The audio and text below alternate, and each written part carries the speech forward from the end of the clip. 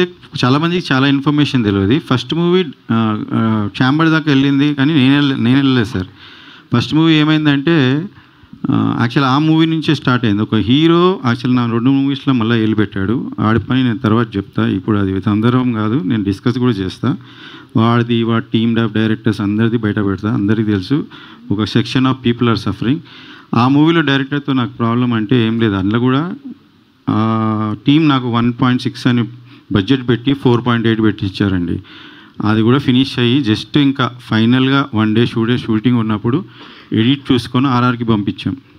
ఆర్ఆర్కి పంపిస్తే 2 hours 24 minutes lock చేసాం. జీవిత గారు టూ కూడా లాంచ్, నాకు ఆమె కూడా రెస్పాన్సిబిలిటీ ఉండే.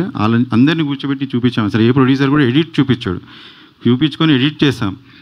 2:21 లాక్ చేసి పంపించాం.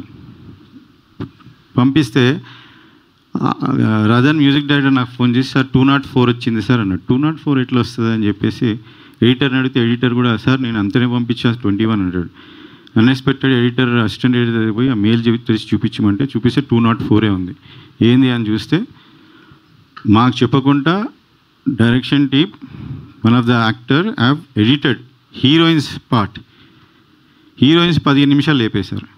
ఎందుకంటే వాళ్ళ హీరోయిన్ కలవన్నప్పుడు లాస్ట్ వరకు తెలియదు హీరోయిన్ ఎంత ఉందని, ఇంకో యాక్టర్కి తెలియదు.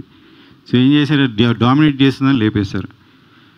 జీవిత గారు అలా కూతురు అంటే ఇంత లేపిందంటే ఆమె ఊరుకోదు కదా. సో అలా అది ఛాంబర్ దాకా వెళ్ళింది. అట్లా ఎడిటర్ ఎట్లా కంటెంట్ ఎట్లా చేస్తాడో మనం చూసి లాక్ చేసేవారు. కానీ దానికి నేను ఎక్స్ప్లెనేషన్ ఇవ్వాల్సి వచ్చింది. అందులో రెస్పాన్సిబిలిటీ ఎవరు, ఇదంతా డైరెక్టర్ మీదకి వచ్చింది. ఆ డైరెక్టర్ మళ్ళీ ఆయన తప్పించేశారు. ఈ సినిమా మీకు ప్రెస్ వాళ్ళకి చాలా బాగా తెలుసు, సినిమా రిలీజ్ కాదని తొడలు కొట్టారు దాన్ని కూడా.